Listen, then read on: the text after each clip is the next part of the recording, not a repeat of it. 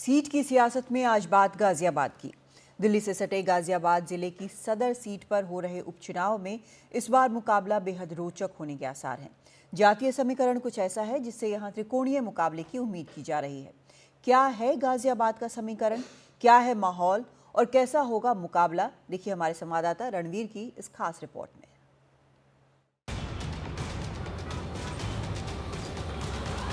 गाजियाबाद की बात हो तो ऊंची ऊंची इमारतें जहन में आती हैं, लेकिन चार दरवाजों के बीच बसा ये गाजियाबाद संकरी गलियों वाला शहर है। इस बार गाजियाबाद में हो रहे उपचुनाव में मुकाबला त्रिकोणीय है।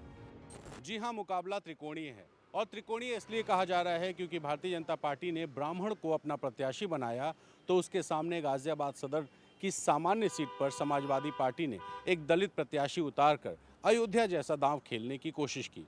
वहीं अगर बात करें बीएसपी की, तो बीएसपी ने गाजियाबाद में इस बार एक वैश्य को अपना प्रत्याशी बनाया है। बीजेपी ने संजीव शर्मा को टिकट दिया, तो समाजवादी पार्टी ने सिंहराज जाटव को मैदान में उतारा। बीएसपी ने परमानंद गर्ग को उम्मीदवार बनाया। वहीं हिंदू रक्षा दल के पिंकी चौधरी की पत्नी पूनम चौधरी भी चुनाव मैदान में हैं। आजाद समाज पार्टी से सत्यपाल चौधरी उम्मीदवार बनाए गए हैं। गाजियाबाद की महान जनता पर, सम्मानित जनता पर पूरा विश्वास है कि हम सब लोगों को पूरा समर्थन जनता करेगी और भारी बहुमत से भारतीय जनता पार्टी की जीत होगी। मुद्दे वही विकास के मुद्दे हैं और जो काम रह गए हैं, हालांकि गाजियाबाद विधानसभा में बहुत काम हुआ है और जो काम रह गए हैं उन सब कामों को, विकास के कामों को पूरा करेंगे। आम जनमानस का जो प्यार और आशीर्वाद मुझे मिल रहा है वो निश्चित तौर पर ये इशारा करता है कि आने वाले 23 नवंबर को इंडिया गठबंधन के प्रत्याशी के रूप में मैं जीत दर्ज करने का काम करूँगा। जो अभी 2024 में अयोध्या में आपको देखने को मिला, वही आपको इस सदर विधानसभा के उपचुनाव में भी देखने को मिलेगा। हमारी जो जनता है वो हमें पूरा समर्थन दे रही है, इसलिए हम अपना मुकाबला किसी से मानते नहीं। और हमारे जो मुद्दे रहेंगे वो एक तो लाइन पार क्षेत्र में सबसे पहला मुद्दा रहेगा कि एक सरकारी अस्पताल खोले, जाके वहाँ की जनता को इस बात का बेनिफिट मिले कि वो जो नोएडा भागती है या गाजियाबाद से सामने इलाज के लिए, तो उन्हें बड़ी दिक्कत का सामना करना पड़ता है। दूसरा, एक वहाँ पर एक कन्याओं का कोई स्कूल नहीं है, तो हम चाहते हैं कि वहाँ एक कन्याओं का स्कूल खुले, जो वहाँ की बच्चियाँ, गरीब घर की बच्चियाँ जैसी सब तरह की बच्चियाँ वहाँ आएँ और वहाँ उन्हें शिक्षा मिले। गाजियाबाद सदर सीट बीजेपी विधायक अतुल गर्ग के इस्तीफे के बाद खाली हुई है। बीते 4 चुनावों में 3 बार बीजेपी और 1 बार बीएसपी ने यहां से चुनाव जीता, लेकिन समाजवादी पार्टी इस बार सामान्य सीट पर जाटव उम्मीदवार देकर एक प्रयोग कर रही है। सपा ने ये प्रयोग अयोध्या के आधार पर किया है। ऐसा इसलिए क्योंकि अयोध्या जिले की फैजाबाद लोकसभा सीट पर बीते लोकसभा चुनाव में सामान्य सीट होने के बावजूद समाजवादी पार्टी ने दलित समाज से आने वाले अवधेश प्रसाद को प्रत्याशी बनाकर असंभव को संभव कर दिखाया। प्राण प्रतिष्ठा के बावजूद अयोध्या जिले की फैजाबाद सीट पर दलित प्रत्याशी की वजह से बीजेपी को समाजवादी पार्टी से हार का सामना करना पड़ा, और कुछ ऐसी ही उम्मीद समाजवादी पार्टी इस बार गाजियाबाद सदर सीट पर भी कर रही है।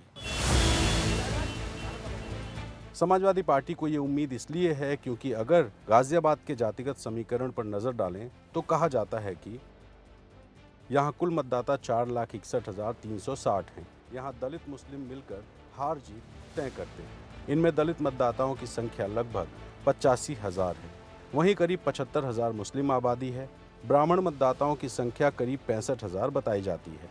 इसके अलावा 60,000 वैश्य, अन्य पिछड़ा वर्ग 60,000, 35,000 पंजाबी, 25,000 राजपूत, 15,000 यादव और करीब 40,000 अन्य शामिल हैं।